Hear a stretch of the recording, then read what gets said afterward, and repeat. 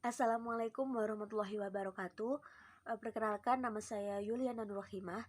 Saya dari Prodi Akuntansi Syariah kelas 2E dengan NIM 63030210159. Oke, di sini saya akan sedikit berargumen mengenai bagaimana sih sikap yang perlu kita lakukan agar fungsi bahasa Indonesia secara alami dapat diterapkan di era globalisasi ini.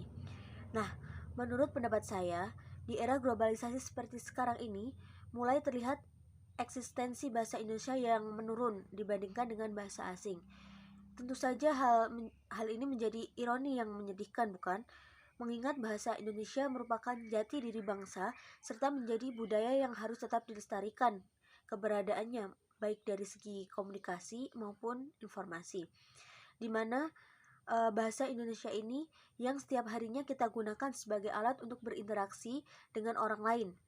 Kemudian dalam perkembangan Indonesia saat ini banyak mengalami perubahan, terutama berkaitan dengan tatanan baru dalam perkembangan ilmu pengetahuannya.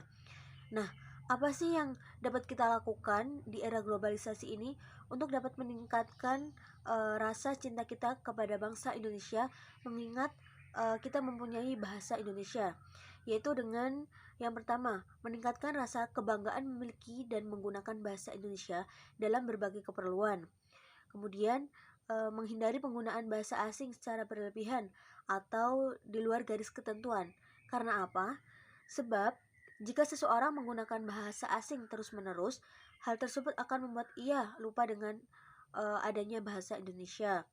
Kemudian yang terakhir yaitu meningkatkan pembiasaan penggunaan bahasa Indonesia dalam aktivitas, baik itu resmi maupun itu tidak resmi, baik dalam acara formal maupun acara tidak formal. Oke, next ke poin yang kedua, yaitu jika ditanya untuk berandai-andai ya, bagaimana sih solusi yang efektif yang dapat diterapkan untuk menyongsong golden country ke depannya. Kemudian bagaimana sih zaman sekarang bahwasanya bahasa Indonesia itu menjadi bahasa kedua. Nah, menurut saya karena sudah terbiasa dengan bahasa gaulnya, kondisi kebahasaan di Indonesia yang seperti sekarang ini sangat memerlukan sebuah perencanaan jangka panjang yang sangat komprehensif. Nah, dalam artian komprehensif ini yaitu untuk meningkatkan atau menciptakan keberagaman bangsa Indonesia sehingga memperkaya bahasa Indonesia itu sendiri.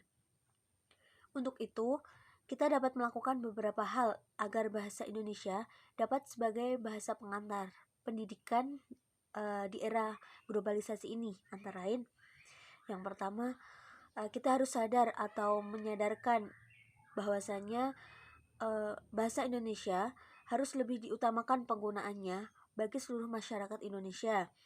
Kemudian yang kedua yaitu selalu menanamkan rasa persatuan dan kesatuan dalam diri generasi masa depan untuk memperkuat bangsa Indonesia dengan menggunakan bahasa Indonesia.